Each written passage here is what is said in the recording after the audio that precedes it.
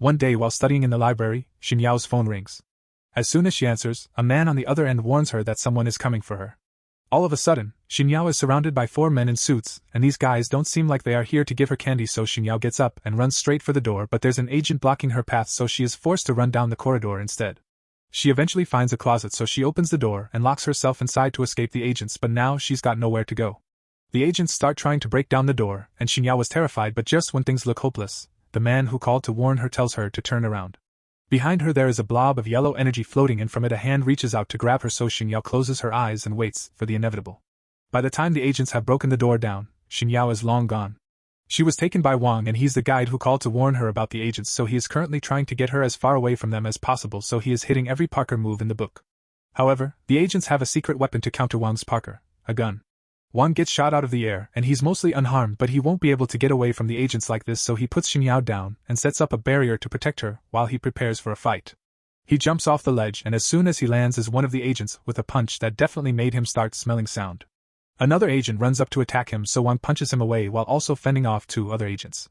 Eventually, one of them manages to tackle Wang, and now that he's got him, he drives Wang into the air. After a brief scuffle midair, the man manages to slam Wang into a building with the help of his 3 allies, but when the dust settles, all 3 allies have been knocked out. Wang, on the other hand, is perfectly fine, but I'm sure at least 10 innocent people just died in that building. Wang still has an agent confronting him, so he floats back out of the building and takes off his coat because things are about to get serious. The agent is tired of wasting time, so he decides to go all out and picks up a second building to use as a projectile. The people in that building probably wish they called in sick for work today, as the agent throws the building at Wang, but without even breaking a sweat, Wang catches the building with his powers, breaks it apart, and throws the blocks back at the agent. The agent tries to defend himself, but Wang simply compressed all the blocks until a massive explosion occurs that sends Wang and the agent to a mirrored version of the world. Wang is annoyed that things turned out like this because it's going to cause a lot of trouble for him, but he still has to deal with the agent first. The agent pulls out his gun and aims it at Wang, and I'm not sure what he thinks a gun is going to do when Wang just caught a building a minute ago, but none of it matters because the gun doesn't work in this dimension, and Wang is out of time anyway. The yellow energy begins to surround Wang, and as it does, it knocks the agent backward into the water. Time then begins to rewind, and Wang hopes that things can turn out differently in the next loop. Eventually, everything goes back to normal, and Xin Yao wakes up back at her desk in the library. She has no recollection of what just happened, and she finds a young Wang standing next to her and asking for help because he doesn't understand his math homework. Years go by, and now everyone is at a high school mixer. They are playing Jenga, and it's Xin Yao's turn to make a move, but when she locks eyes with Wang, she gets flustered and messes up. As part of the game, anyone who topples the tower is required to reveal a secret, so the group asks Xin Yao to tell them who her crush is. Wang starts smiling as soon as he hears this, so his classmates start teasing him because there's no way Xin Yao could possibly like a plain-looking NPC like him, but to everyone's surprise including Wang, Xin Yao admits that she really does like him, and she makes it very clear that she's not joking because she has liked him ever since the day they met in middle school. Wang is too stunned because having Xin Yao confess to him is like a dream come true.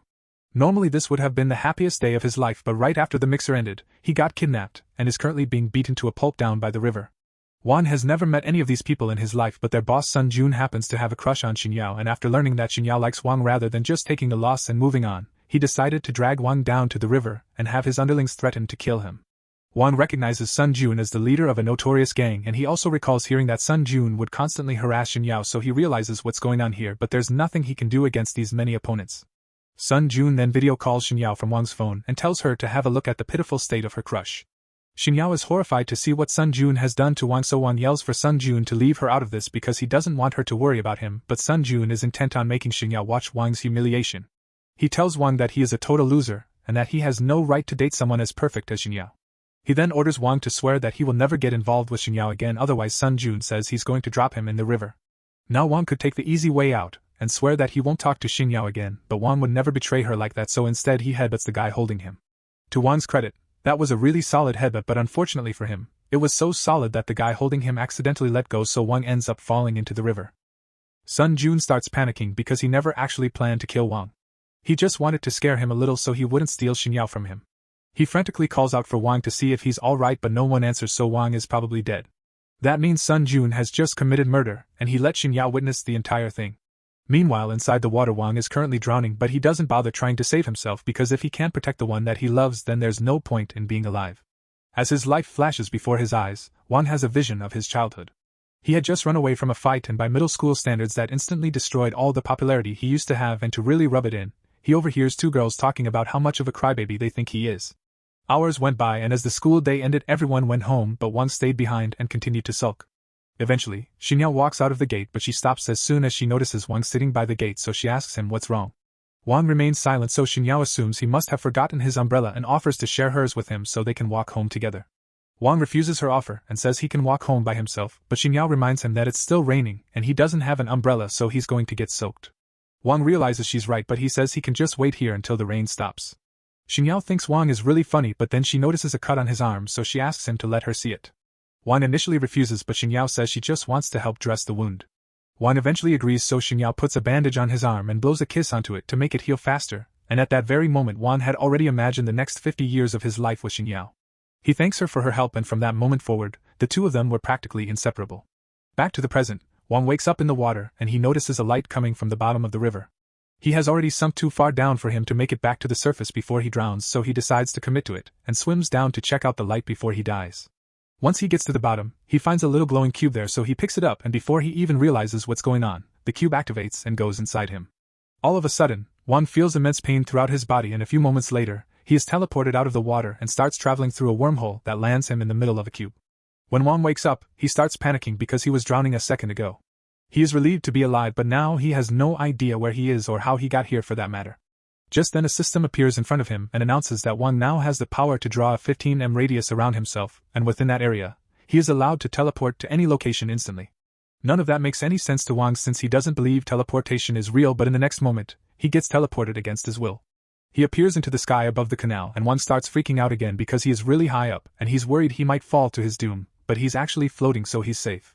Once he calms down, he looks at the ground and realizes that Sun Jun is desperately searching for him in the water because he's worried that he might have killed Wang, and he finds it kind of amusing, but a few seconds later, he gets teleported to a new location. Sun Jun gets the feeling that someone was just watching him from the sky, so he asks his subordinates if they heard anything just now, but they think Sun Jun must have just been hallucinating, so he tells them to keep looking for Wang. Meanwhile, Wang ended up being teleported into an empty classroom in his school. He is now sure that he really can teleport, but he doesn't understand how he got this power. Suddenly the system speaks up and tells Wang that he has just continuously activated his teleportation ability.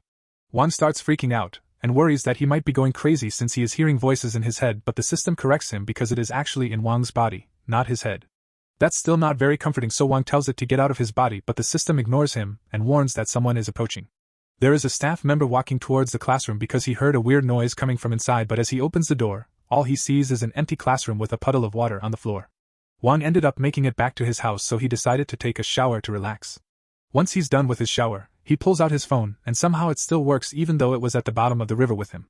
The first thing he does is call Xinyao to let her know that he's alive, and as soon as Xinyao answers, she starts frantically asking him if he's alright.